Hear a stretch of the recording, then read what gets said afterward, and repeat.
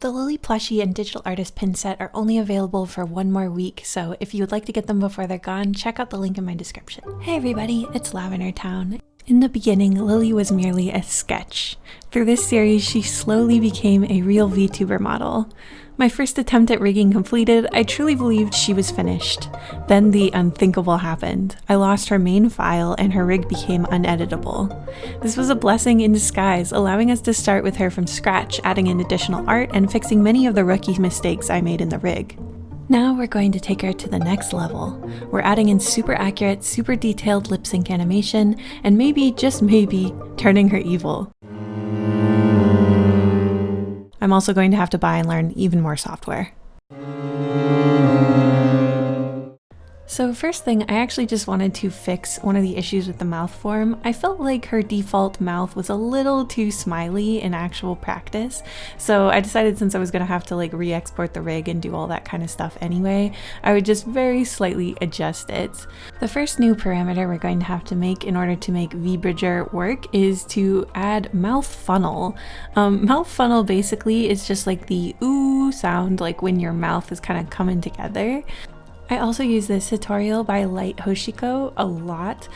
It was super helpful just trying to understand these new parameters, because I don't think they necessarily are super intuitive to know which side of the parameter is supposed to be doing what.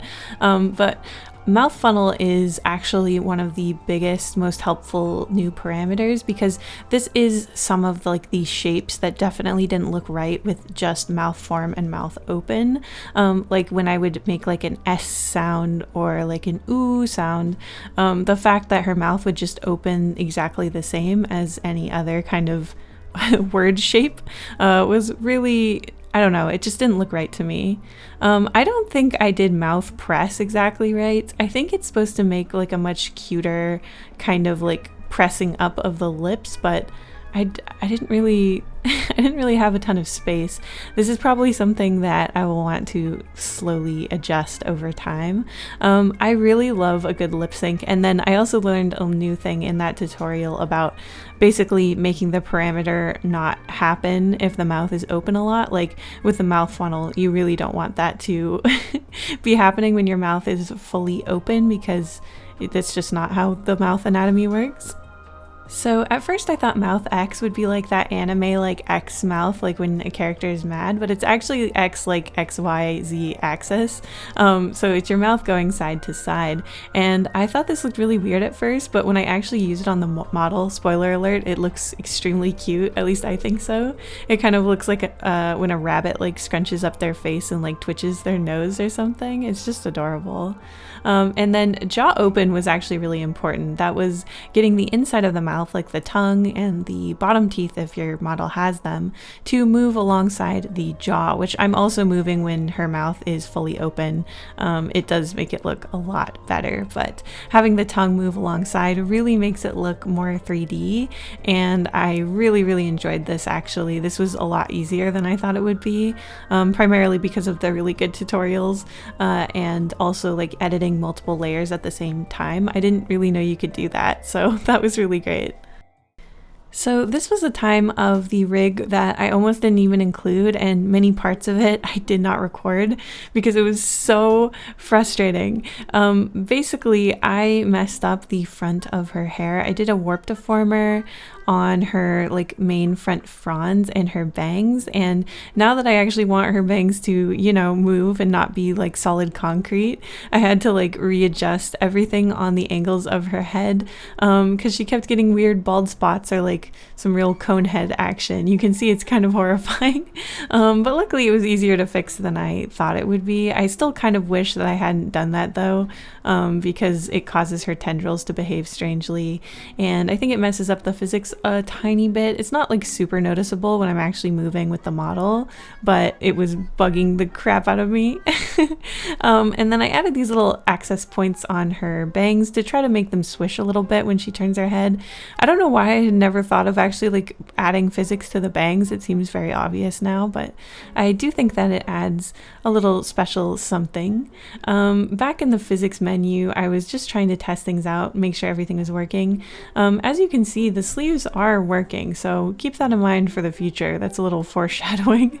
I had to completely relearn the physics menu. I think whatever part of my brain that originally figured out how to use it just got completely deleted, so we were starting from scratch there. And I was having so many issues, I think because I just had too many parameters on a lot of these objects, particularly like her ear tag, which I finally got wiggling again. But it took me like hours to figure out why the conflicts were happening, and yeah, it was really frustrating, so that's just a little aside. Okay, next I wanted to fix her eyeballs. As you remember in the last little clip of our last video, her eyes were kind of like flashing and fading in and out, and I did not like the look. So I thought of a different idea where I would warp the shapes into each other and try to hide the opacity changes more and more. This was also a huge mistake. Crunching up her little heart eye behind the skull. At first it looked really cool, but you'll see what I've done. I made an irreparable problem for myself that I then had to very carefully fix. But basically the idea is we're going to cause the shape of the skull iris and the shape of the heart iris to actually like coincide with each other. So instead of just like fading in and out over each other like a cheap Windows Movie Maker video effect, theoretically it should kind of look like her eyes like naturally animating between the two shapes, which is what I really wanted. I thought that would be so cool, especially because the iris shapes changing is such a big part of my particular art style. So I started trying to do that on the R eyeball, her right eyeball. Those are also mislabeled, haha. But yeah, I get my rights and lefts mixed up a lot. It's kind of embarrassing, honestly. But yeah, the right eye iris, the skull iris, is locked.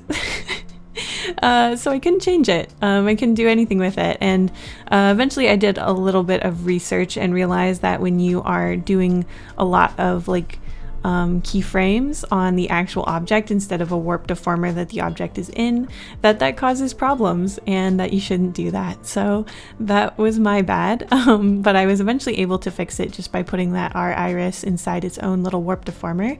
I do think that eventually I'm going to have to detangle what I did to a lot of these actual objects, but that's a problem for future Haley.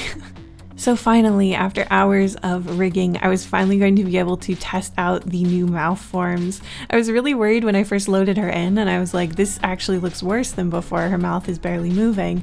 But then of course I realized that you have to add in all these new parameters into VTube Studio. So I tracked them all down and paired them all up with their parameter, and it gradually started to look more like she was actually talking.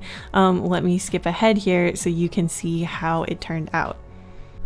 Okay, so this is how we're looking now. I think honestly this is the best that I've ever seen her, for sure. The Bridger and the new mouth forms are so useful. I still think I need to mess with the parameters a little bit more, but as for the lip sync, I'm pretty happy.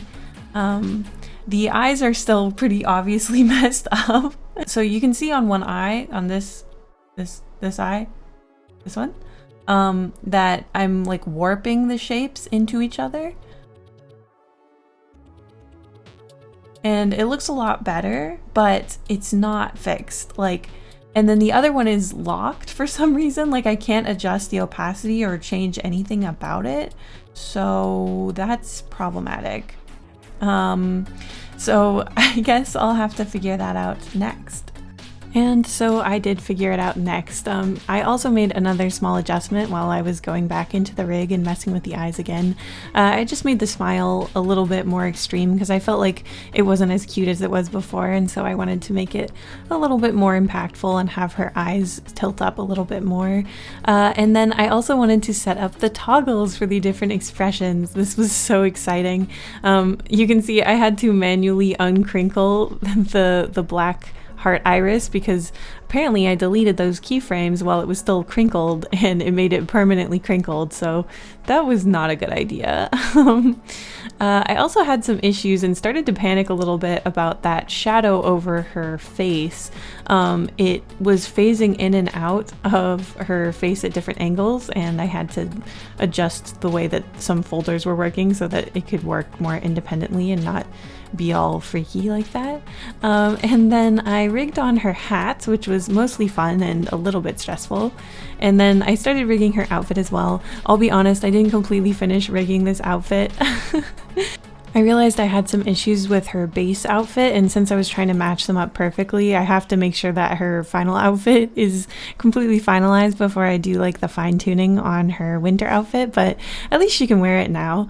Once her toggles were mostly set up and rigged, I needed to re-export her a little differently because now there were all these layers that were hidden before and weren't actually put on the texture atlas, so it gave me a little error message and I realized I had to rebuild the texture atlas. I was a little worried at first because I didn't remember how to do that, but luckily there are so many people who answer questions about Live 2D, which I really appreciate. The VTuber community is very full of tutorials and very helpful people and people asking the same questions on forums and stuff. So I had to grab all of these pieces that weren't in her model before, so like her evil iris, her sharp teeth, her face shadow. I accidentally put the sketch in there, didn't mean to do that. And I had to make extra sure this time that I was gonna have any overlap like I had with the little tendril pieces that were spiking into other parts of her meshes. I had to actually increase the size of the texture atlas because I didn't have enough room, especially for all the new outfit pieces. So luckily that's not too hard to do. I just made it like twice as wide and I ended up adding in all the little pieces individually. They're not as tightly together as they could be. I'm sure I'll have to be more efficient as I keep adding things to her. I definitely want to add more expressions. Now that I know how to do it, it's kind of addictive,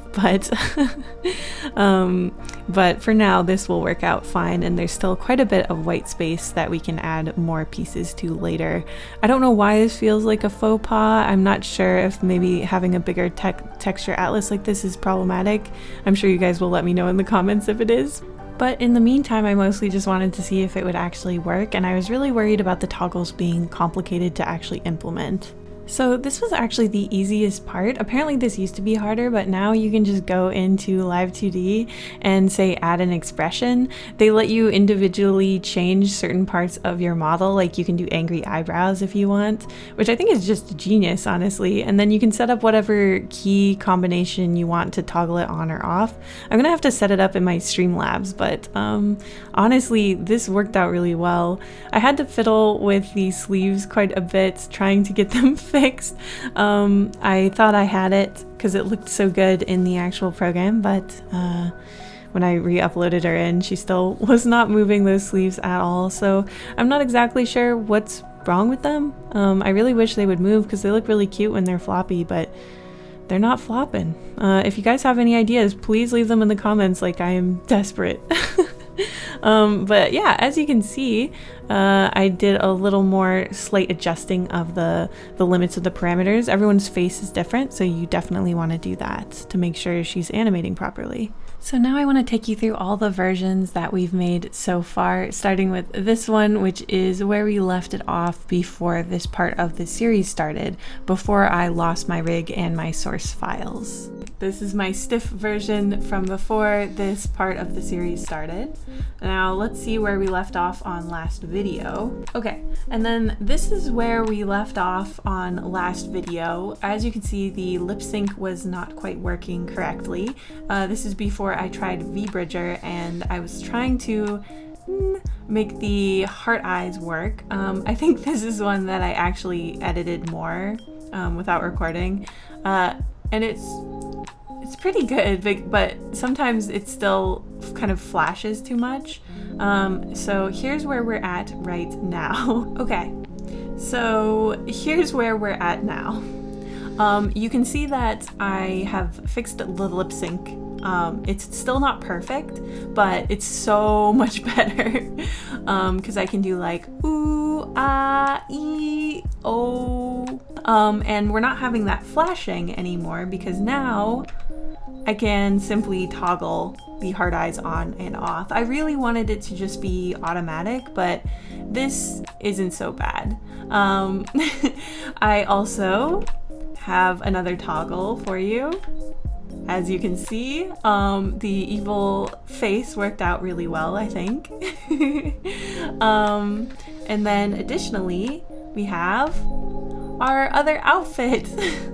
The one thing that's still not working, that's really bothering me, is the sleeves physics. So I have this physics on the tag and the hair tendrils, but nothing on the sleeves, and it works in Cubism, in Live 2D Cubism, so I actually don't know why it's not working.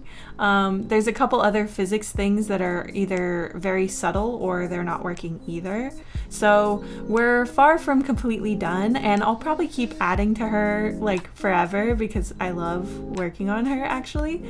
But as for now, she's at a point where I can stream with her again, which is such a relief after losing her rigging file.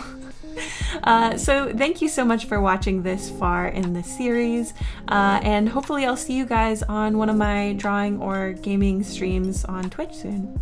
Alright guys, thank you so much for watching till the end, and I'll see you in the next one. Bye! We're back at the tablet, everyone. I feel like this is such a jump scare, I keep zooming in on it. She's looking interesting.